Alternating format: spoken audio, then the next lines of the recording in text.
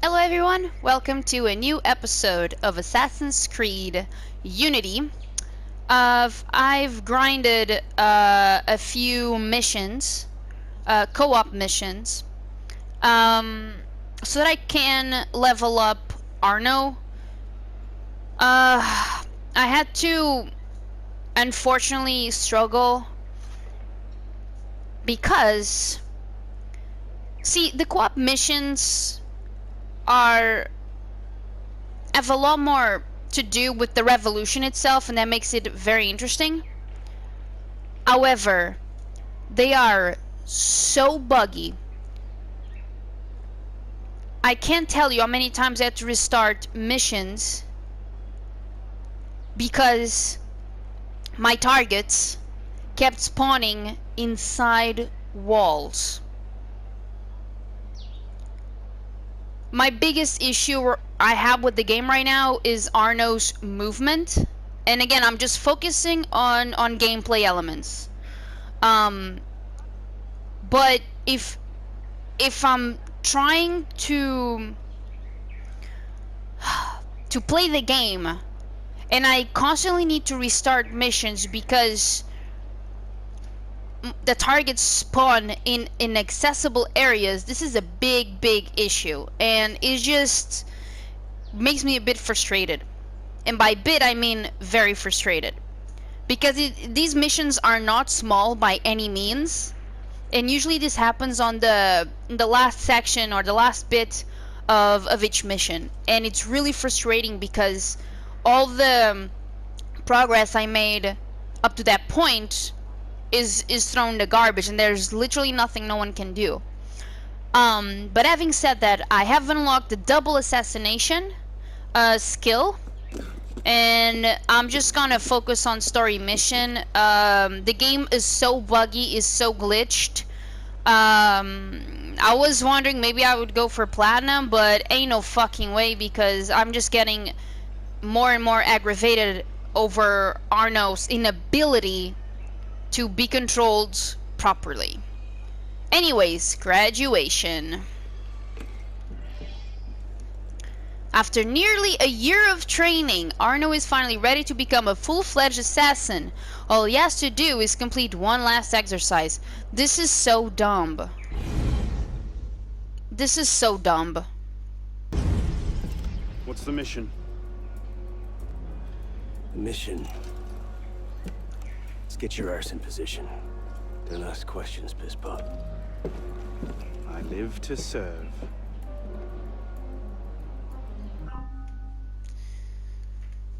Mission difficulty is indicated by diamonds. The more diamonds, the more difficult your mission and the stronger your enemies. Your player level is also represented by diamonds. The more diamonds, the higher your level. Buying new skills and better equipment increases your player level. Bell ringers, run for the bell. Okay, kill the guards and sabotage the bell. You want me to do cover kills? Man. Okay. Are there any... No, I don't think so. Like, story, this is not making sense, because if he's been training for a year, how do you explain that I have to grind so I can have, like, the double assassination and stuff? That's just dumb. Oh my god, like, this game is, like, super frustrating, and I really don't understand what the heck were they thinking when they came up with this. Okay, because they can definitely see me from here. How the hell are they not seeing me? It's a bit crazy.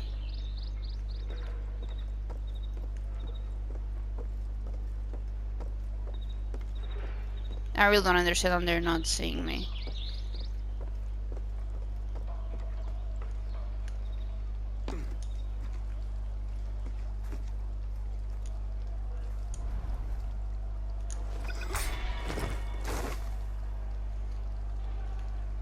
Well, one is done.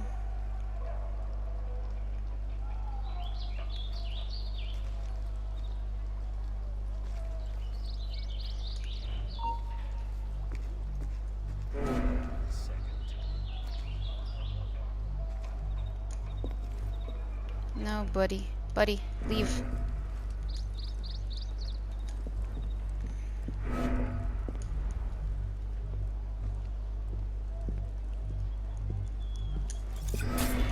Alright, I got this one.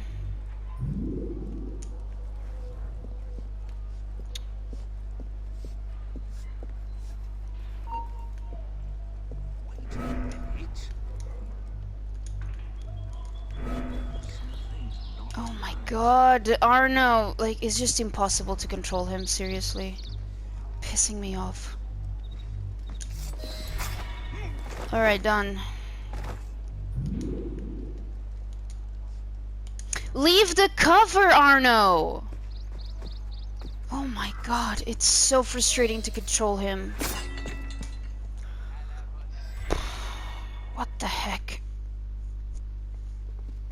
This game is even worse than Rogue. Holy shit. Guillaume de Roussel has generously agreed to our price of 40%. An act of desperation. What about the priest? He'll come around. Your confidence is infectious, Sever. My boys will have the wagon ready. Here are the details. Make sure it goes smoothly. Of course. Make sure that it goes smoothly, cretin. When have I... Murder! Murder! These bastards always have bodyguards. Well... Next time, do that before he starts screaming. Why do we hang about here when Siver still lives? He killed Monsieur de la Serre. Patience. Sever's not the target. Not today. Come on. Council's waiting for our report. Hold it. How do I get to the database? Smoke bomb. Right. Got it! You'll never get past it. Did you see that? I meant to... I'm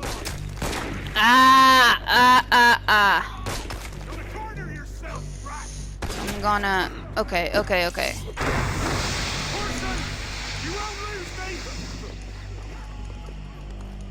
Let's go. Alright. Oh my god, Arno! Are you serious? Oh, come on, buddy. Oh my god. What the hell is wrong with you? What the fuck, Arno? What the fuck? Oh my god, can you fucking be controllable, please? I fucking hate him.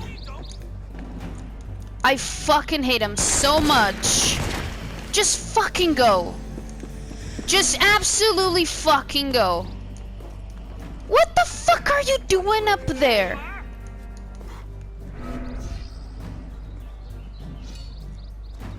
Follow.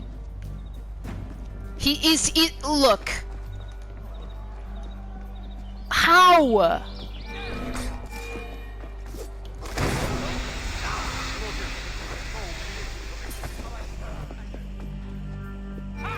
Thank you, AI. Oh my god. Alright. What the heck is up with this guy? Why?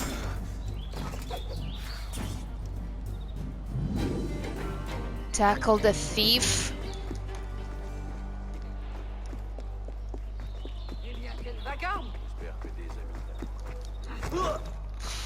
There. Why?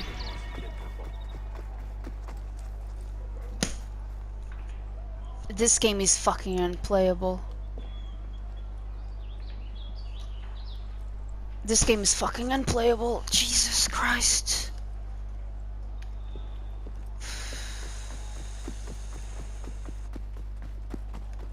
Bienvenue, monsieur.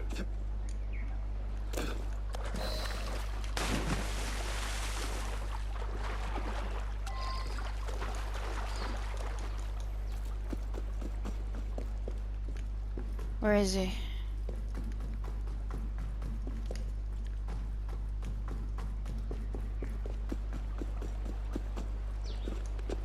Man, I don't even know. Hi.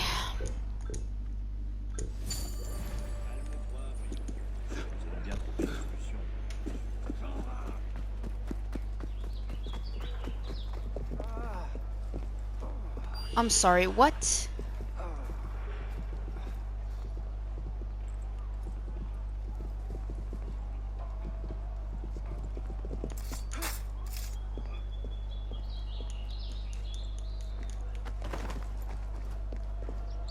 Okay, that was a delayed sound.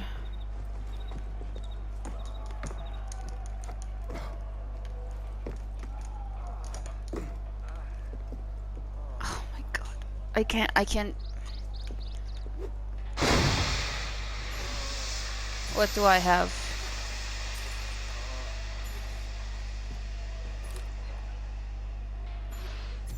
I have nothing.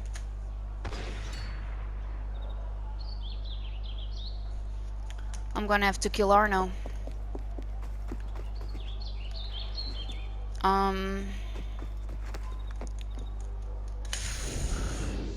Hold on. What options do I have? Alright, well. This is like this game. My god. If this is like the best version, like the most patched version of the game Why do we hang Ubisoft about could here when release. Sivert still lives? He killed Monsieur de la Serre. Patience. Sever's not the target. Not today. Come on. Council's waiting for our report. Stop. Shut up, game. The damn smoke bomb! You won't shake me, you bastard! Touching claw. Fuck off. Yes. Let's go. Get in.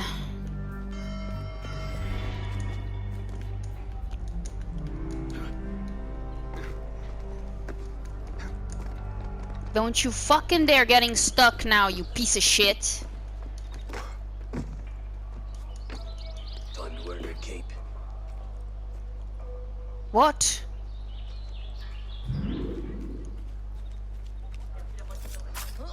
You can't help. Come on.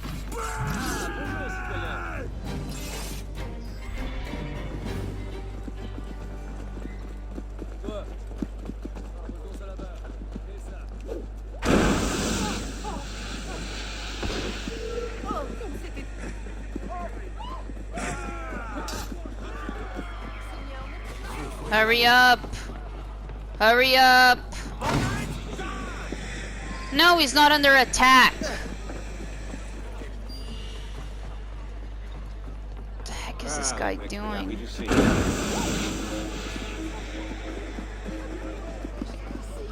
Hurry.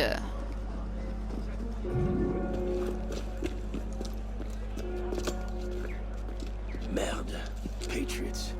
These imbeciles will pick a fight with anyone. Try not to draw their attention. Shouldn't we stop them? Stop them. Avoid them. Doesn't matter. There's always more fanatics. Can't save everyone, Pisspop. Well, there's a cheery thought.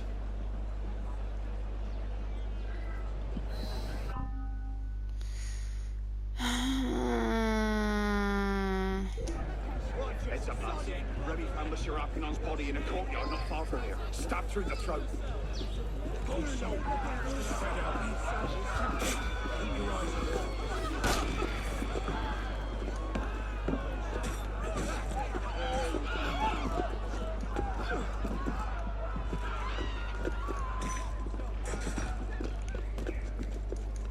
You call that a run?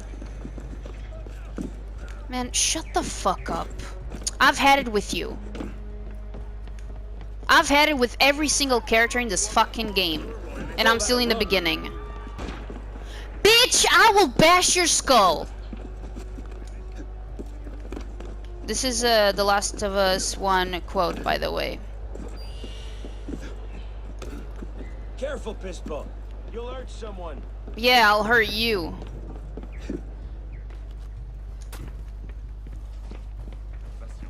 Careful, Pisspop. You'll hurt someone. Oh my god.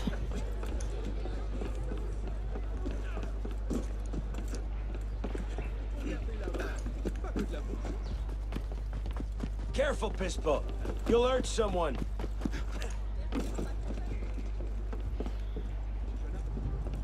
This guy doesn't even know where he's going.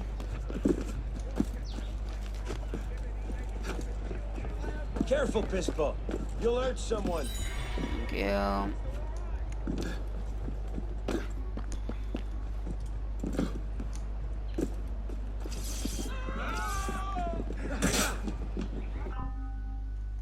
Guards in blue, attack extremists in red first. Avoid attacking them to reduce conflicts. Keep him busy. I'll still be running when you're dead. Okay.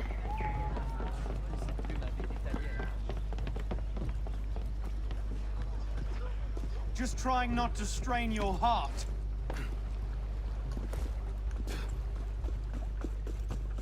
I can't believe this. We've not seen Seaver for a year, and you're letting him walk. All because his name wasn't on a bloody piece of paper. No The comment. timing's not right. Too many variables, too many loose threads. And if we lose him again? He'll be at Notre Dame tomorrow, if he keeps to the schedule we found. You might have shared that earlier.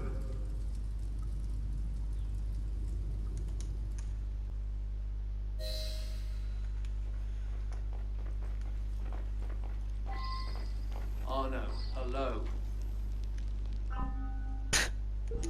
Yeah, game, I know that. So what? What This happens is ridiculous. We take this ledger full of Templar records to Mirabeau. Proceeds to do nothing with it. My friend. You don't seem terribly fond of him.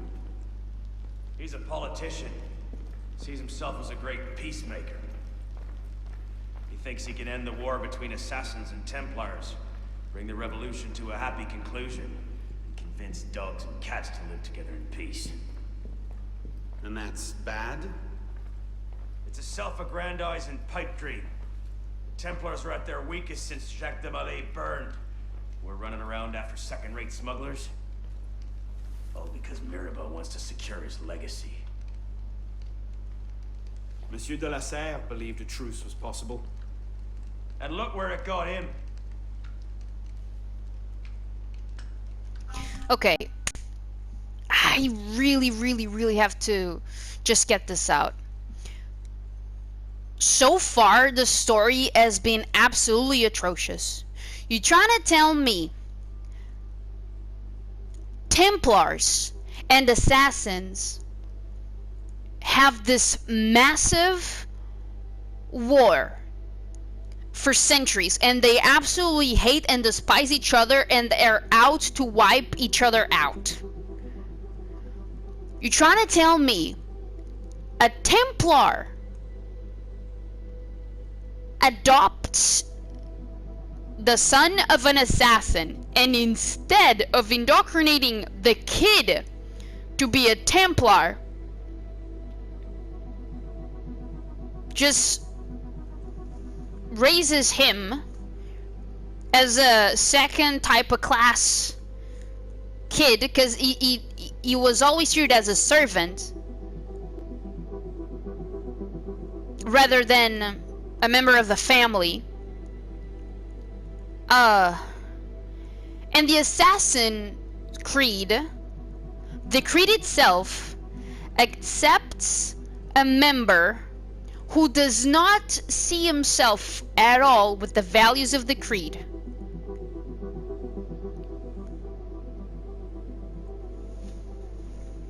I don't fucking... What the fuck? It just feels that instead of a creed, he's just a random fan club that is so desperate for members that it just accepts anybody. This is pissing me the fuck off. And nearly a year of training, you're trying to tell me that if I didn't do the co-op missions, I wouldn't even have the double assassination available. Oh my, like, this game is so fucking trashy. It's so bad. I'm gonna finish it, alright? I'm gonna finish it, but for fuck's sakes, I'm not enjoying myself one bit. The customs agents of France can rest easy. Arpinot's dead. Shaking down imprisoned nobles seems a bit out of his oeuvre. What are the Templars up to? If we hadn't spent the last year hobbled by your damn truce, we might know that. Here's a point, Honoré. The truce was with Grand Master de la Serre. The man's been dead for 2 years. Whoever's in charge now, you can be certain they aren't sitting idle. We might have learned more had we not allowed Sivert to escape. Sivert was there? I know your heart is set on keeping the peace, but bringing Monsieur de la Serre's killer to justice would count for something, wouldn't it? Yes, it would. But do not confuse your personal vendetta with a sound strategy. If he wants to kill Templars, let him kill Templars. I've done him all I can. Boys ready? Very well. Assassin.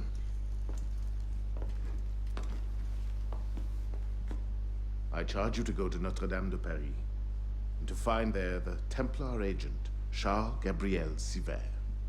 You will learn his secrets, and when you have done so, you will bring him peace, in accordance with our tenets.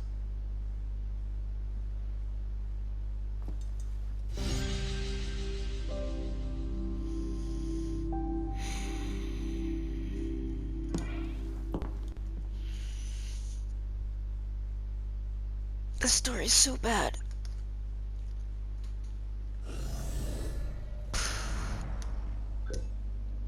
Wait, what? Gotcha. I'm not sure I want Malay. Oh, stop it.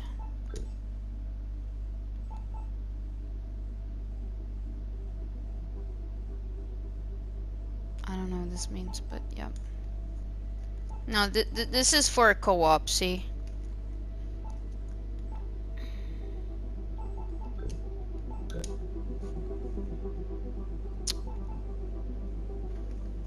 Like, I can't even do a double air assassination. Like, this is absolutely ridiculous. To me, this is dumb as shit. Look at this. It's just magic. And again, this is for co-op.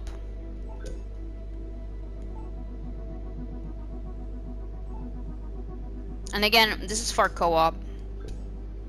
So I'm just gonna buy this because it's all I can, really.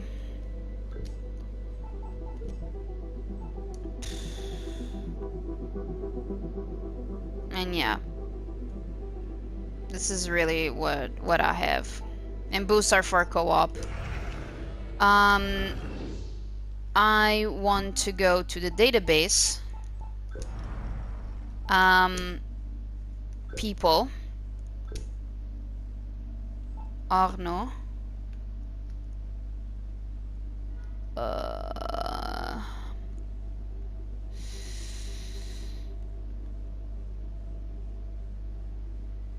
I'm still working to dig up more details on Arno's relationship to Napoleon. Suffice to say they had an interesting friendship in the way that a philosophical difference can be interesting. Charles Gabriel Sivert. Born on December 1st, 1725 in Louisbourg, New France, Sivert was the son of a lieutenant in the Swiss Régiment de Carrère. Ooh, the Swiss army. Terrifying. If you find the idea of a bunch of men in feathery hats and leathery shorts standing around with pocket knives refusing to take sides, terrifying. Like his father, Sivert chose to make his career in the army, serving in New France and the West Indies before returning to Europe in 1785, where he opened a shipping business. Right, the shipping business. Very diplomatic way of saying Templar artifact smuggling. We've got data leaking Sivert to everything from funding Atham Kenway's operations in the American colonies to the disastrous attempt to recover... Well, never mind, you're not cleared for that. Just keep an eye on this one, yeah? Piece of Eden, maybe? Georges-Jacques Danton. Georges-Jacques Danton is a favorite subject of French school textbooks in which he is often portrayed generously in spite of his turpitudes. In reality, he went from one failure to the next. He held a subordinate office in the commune before the sections refused to promote him. Once the king had been escorted back to Paris after his capture at Varennes, Danton first called for his death, before retracting to merely call for the king's abdication. I.e., He was allied with the assassins, meaning that of course the Abstergo historian will argue for his historical irrelevance. He was not even elected to the short-lived Legislative Assembly in 1791. He made the most of his free time to engage in business, purchasing national assets and consolidating his fortune. He remained on the sidelines during the events of June 20, 1792, and later played no part in the preparations of August 10. Up until the Battle of Valmy, the so-called Minister of the People embodied France's regained audacity and patriotic unity. Note the use of the word audacity. Danton's famous for calling for audacity, more audacity, always audacity, in the face of overwhelming odds against the Austrian army in 1792. He's credited for rallying the troops enough to save Paris. You may count a small thing like that as among his 0 accomplishments. The Girondists condemned Danton's management at the Ministry of Justice and his responsibility in the September massacres. Suspected of playing on both sides, he would never render accounts. After his time as Minister of Justice, he was removed from the Committee of Public Safety after serving a mere few months. Increasingly, as the revolution went on, Danton called for the laying down of arms, proclaiming the need to spare the blood of men. Robespierre and Saint-Just accused him of being excessively moderate, in other words, of treason. Far be it for me to say Danton didn't have his flaws. Among them, he actually did nothing about the September massacres. He's been accused of causing them, there's no evidence of that, and some historical debate as to whether he could have stopped the mobs. And money to the tune of 200,000 livres went missing while he was Minister of Justice. Not mentioned, he helped found the committee, another of his non-accomplishments. Trying to end the terror, not an accomplishment, check. Though I suppose he didn't actually end it, so kudos, Abstergo historian. No points for just trying, eh? Danton was led to the Revolutionary Tribunal on March 30, 1794. Sanson reduced him to silence on April 4th, along with 20 other Dantonists. Maximilien François Isidore de Robespierre. Deprived of his father from a very early age, Robespierre was raised by oratorians. He was a hard-working pupil with a passion for Roman history, which he would refer to almost obsessively in his later speeches. Trained as a lawyer and admitted to the Arras bar, he was destined for provincial mediocrity just as his depression broke out. On April 20, 1789, he was elected only 5th deputy out of 8 of the 3rd estate of Artois to the Estates General. But he would soon conquer Paris, and he would only ever return to Arras on one occasion. Over 5 years, he would speak out many times to various galleries. We are being watched by all nations. We are debating in the presence of the universe. Fine for him to do. If I tried shouting that in public, they would have me committed. Despite his harsh voice and his Artois accent, he gained increasing attention. Of his private life, we know next to nothing. He lived elegantly but without overindulging himself. His was a life based on regular study and maintaining good company. He had an overzealous distrust that could be offensive to schemers and supplicants. In fact, he did not court popularity and was all the more esteemed as a result. Once in power, Robespierre quickly shed his moderate image, favoring extremism and terror as tools for rulership. After a reign that culminated in the Festival of the Supreme Being and the Terror, Robespierre lost the support of the Committee for Public Safety. His former allies turned on him, and he was deposed and executed. Can I just say that tickets to next year's Festival of the Supreme Being and the Terror have already sold out due to popular demand? Alright, we got them all. Locations, bridges, Pont-Marie. Yeah, this is a new. Pont-Marie. The Pont-Marie was named after its engineer, Christophe Marie, and not the Holy Virgin, who appealed to Henri IV to build a double wooden bridge across the Ile à Saint-Louis. Despite Henri's assassination, the project continued. The bridge would later be renovated in stone. The enterprising Marie completed his assignment after collecting 20 years of toll charges. He was also tasked with creating the quays that encircle the island and plotting its streets. The first stone of the North Bridge was laid on October 11, 1614, and would be completed in 1630. In 1658, part of the bridge and the house built atop it were destroyed by a flood, an all too common disaster in Paris at the time. About the time of the Revolution, the last remaining houses were demolished. Pont Rouge. A wooden painted bridge linking the two islets, the Pont Rouge survived the Revolution, but it was soon destroyed and eventually replaced by the Pont Saint-Louis. Pont de la Concorde Révolution. The taking and subsequent destruction of the Bastille would provide an unexpected and fortuitous supply of stone at minimum cost. The stones from the ancient fortress were reused to build this bridge, which spanned from the Palais Bourbon to the Place de la Révolution in its guillotine.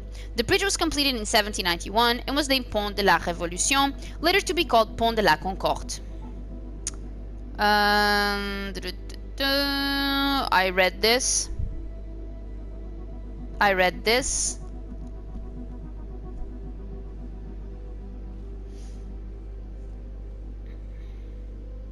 I read this.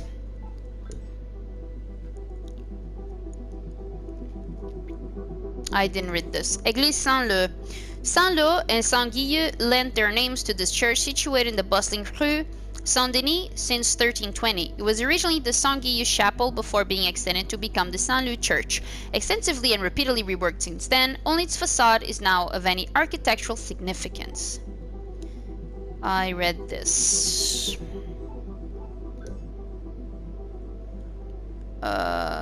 Isn't the... no. Champs-Élysées. This was where Parisians who lived outside the ramparts used to gather, away from the mire and squalor of the city. It was a place for all sorts of outdoor pursuits, from the most innocent to those that were less laudable. The adjoining street, now known as Avenue Montaigne, used to be called Allée des Veuves, the Widow's Avenue, because women in mourning gathered there. Talk about a singles hotspot. Oh my god. The Champs-Élysées had its own special police force, whose reports give a highly colorful vision of the times. It was also the backdrop for political affairs. Paul Barras devised his conspiracy to overthrow Robespierre from the inn that belonged to Antoine Nicolas Doyen, which still exists today as the Le Doyen restaurant. Been there. Tried the rouget laqué d'un jeu de... what the fuck? Rouget laqué d'un jus de betterave acidulé. Tell them I sent you, but do not use my name or refer to me in any way.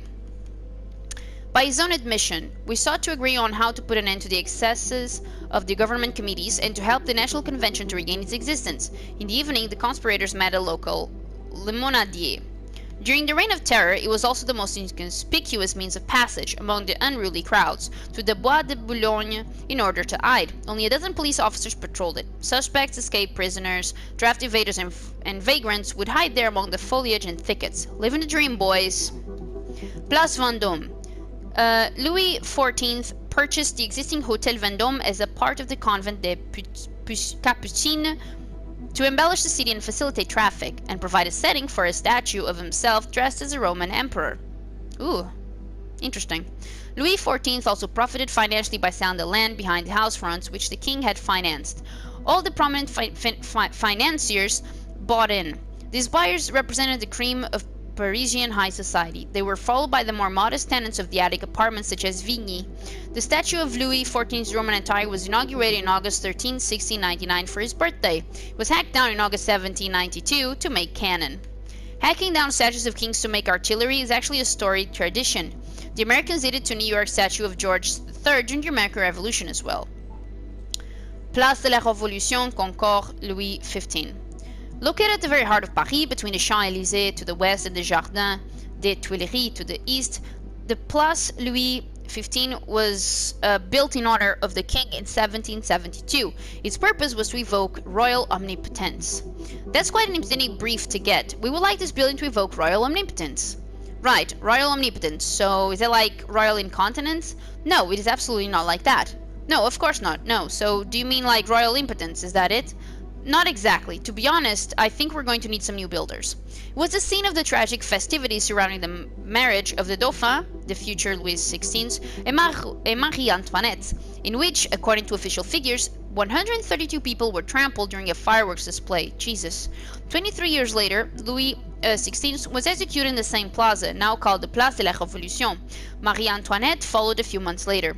The guillotine was installed at the Place de la Révolution permanently from May 19, 1793 until June 13, 1794. In these 13 months, some 1,500 men and women would lose their heads. This is fucking barbaric. Statue of Henri IV. The original horse was cast in Florence and shipped to Paris in 1614, to await its king. The stallion stood riderless upon its pedestal for 21 years and was referred to by the Parisians simply as the bronze horse. At last a rider was made, Henri IV, the Protestant king, who before taking the crown survived the Bartholomew's Day massacre. To stabilize his throne, he converted to Catholicism, possibly uttering the apocryphal remark, "Paris is worth a mass." Although much beloved by his people, he was assassinated while riding in his carriage by religious fanatic François Ravaillac in 1610. During the Revolution, the spot on which his statue stands was used as a meeting point and even as a recruiting office for volunteers willing to fight the Prussians.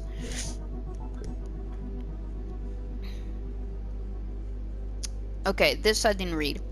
Hôtel de Cluny. An outstanding example of medieval household architecture in Paris, the Hôtel de Cluny was built at the center of the Gallo-Roman capital. Vestiges of a Roman thermal bath still a boot. What is a boot? The hotel. The abbot of Cluny purchased the site to transform it into a townhouse in 1334, but it was Jacques d'Amboise who turned it into what was essentially a luxurious guest house in 1485. One of its occupants was Mary Tudor, the young widow of Louis XII. Francis the first, fearing that she might give birth to a son who would take his place on the throne, kept her under surveillance here. What? Such caution was justified. He found her in the arms of the Duke of Suffolk, her military attaché. She was promptly married in the chapel, then sent packing with her husband on the first boat to England. The building is now a charming museum renowned for its collection of tapestries. Like, bitch, let women live, man.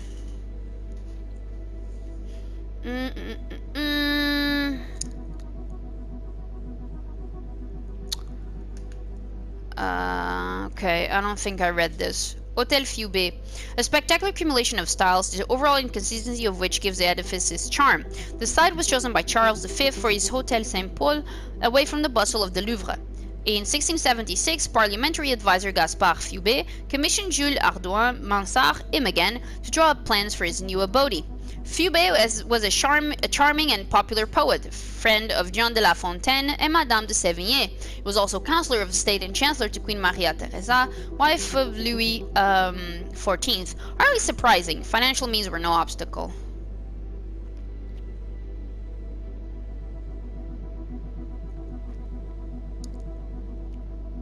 I read this.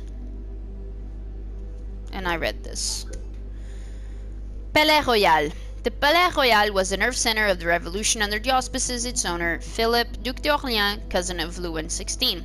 Finding himself in debt, Philippe d'Orléans lined the three arcades with 60 shops which he let out to restore his finances. The galleries were bustling up until 2 in the morning. It was a non-stop party and the meeting place for the capital's many crooks, swindlers, old leechers, and young debauched.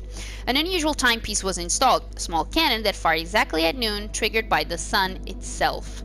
Paris really hasn't changed a bit. Its regal name was impossible to maintain under the revolution, and so it became the Palais Égalité. Yeah, I read this. What is Minsk? Events? Ooh, war with Austria. Austria was one of France's northern neighbors. Well, apart from the countries in between, of course. I've seen Abstergo mess with history plenty of times, but geography is a new one. Austria did control what was to become Belgium at the time, so perhaps that's what was meant, but come on now, people, clarity. And their history leading up to the revolution was notoriously rocky. Even the king's marriage to an Austrian woman didn't smooth relations between the countries. Marie Antoinette was regarded with suspicion, and gossip accused her of having too great an influence on the king's decisions. In 1792, the Legislative Assembly decided that war was a good way to export its problems, and declared war on Austria. The war progressed slowly until a mob attacked the Tuileries Palace in Paris, and the Austrians began to invade France. They easily took Verdun, a short march from Paris, causing panic in the city and probably leading to the September massacres. Once they called it spreading the revolution, a wonderful political spin. The French troops, however, rallied to form a resistance and held off the Austrians at Valmy on September 20. The battle was trumpeted as a major victory for France and resulted in the beginning of an Austrian retreat. Okay, these are things that I unlocked through co-op missions. Estat General of 1789. The Estates General was a General Assembly represented No, this, we got it. Okay, food shortages and riots. The shortage of bread was one of the driving factors behind the French Revolution. Droughts in the summer 1788 caused the price of grain to skyrocket. In 1789, the price of one loaf of bread was more than half a day's pay for the common workers, and that's when there was bread to be had. One of the objectives of the Women's March in October 1789 was to demand bread from the king himself. What did they expect him to do? Buy a bread maker? Whip up a rap?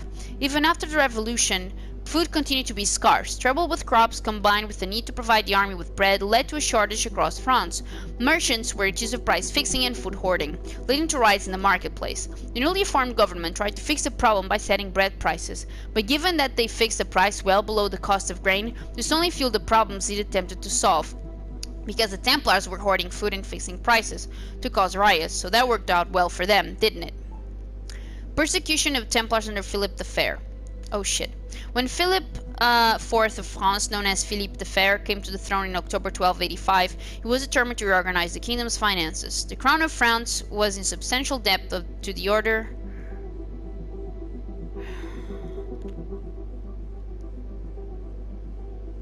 Yeah, I read this and I read that. Songs. Yeah, I unlocked one.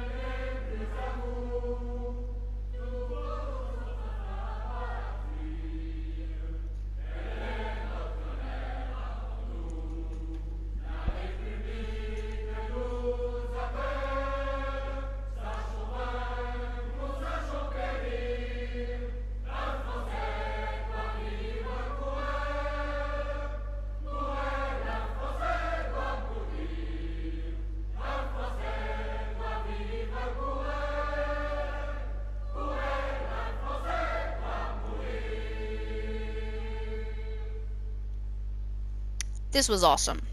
Le Chant du Départ. Written by poet Marie-Joseph Chénier to the music of Étienne Méhul, the Song of the Departure was often regarded as the brother of the Marseillaise.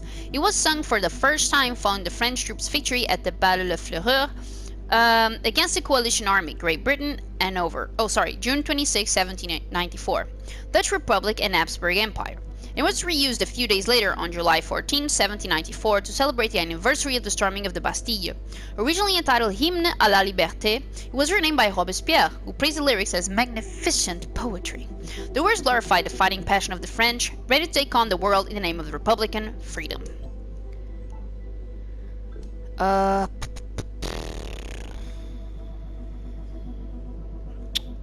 Right. Journal de Paris, 1789. New decrees from the National Assembly. Many a hateful law has been abolished, from seigneurial courts, game rights, and the buying of magisterial positions to immunities from taxation and deserved pensions. They vow more is to come. Our brilliant citizen scientists, Laplace, Condorcet, Borda, and Lavoisier, will publish a serialized introduction to and defense of the proposed metric system, coming soon in the Journal de Paris. La Bande Noire, dubious auctions. Going. A private auction will be held at 12 de la Rue de Bussy on the 14th of Messidor. In dire need of sturdy wood and stones to repair your abode or a baptismal font to remember the old ways, knock 4 times, ask for Flavien. No question as to provenance will be answered. Madame Tussaud's peculiar skill. The extraordinary Marie Tussaud is able to fashion lifelike figures out of mere wax. You would swear her artworks were about to breathe, although many of her models have breathed their last. Journal de Paris 1791. The roads of France are open to all trade citizens. The Reformation we started by tearing down the tax farmers' walls now sees its natural conclusion. Is France not truly unified by these acts?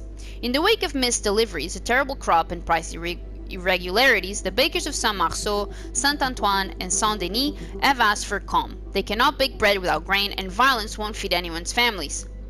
Dr. Joseph Guillotin is attempting to make a mockery of public executions. Instead of proper beheadings, breaking upon the wheel, or simple hangings, he's proposing that a machine execute the guilty in a clean, efficient manner. Nothing could be more absurd. Executions are meant to give warnings to the populace. The more brutal, the better. Oh my god. Mademoiselle Montassier, another wonderful performance. One dreams of sojourning in the midst of her plunging neckline. Do not ask this poor soul which play she was starring in. Very little seems important when her dainty figure finally makes its appearance on the Théâtre de l'Ambigu Comique stage. Wear your tricolor proudly, good citizen. Show your support for a new order, one more noble than 10,000 aristocrats. An era of liberty. A society built on the principle that all men are indeed equal. But just the men, right? Not the women. Le Patriote 1791. The armies of the Prince Bishop and his allies now threaten our brothers in Liège. Their young republic cannot withstand the might of the Habsburg machine for long. Should they seek shelter in France, will not turn them away. Few onlookers were seen at yesterday's representation of Le Barbier de Seville. It is believed, in light of recent events, that the upper crust aura surrounding the outlandish playwright Beaumarchais has kept merrymakers at bay.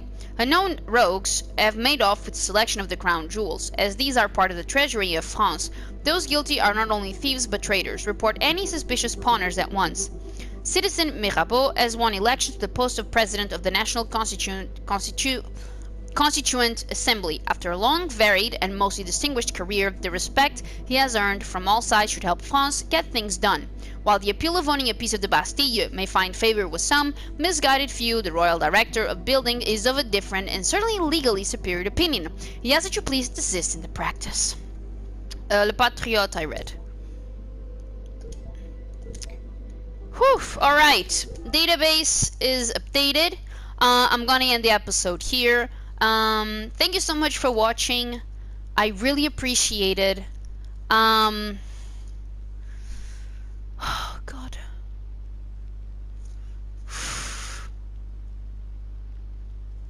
Don't play this. Just watch someone do it because it's just not worth it. Don't play this. Don't play this. That's all I'll say. Don't play this. Or maybe play this because, like me, you just really want to go through the franchise. But oh my god, just be prepared for a world of frustration. That's all. Anyways, thank you for watching. I really appreciate it, and I'll see you soon.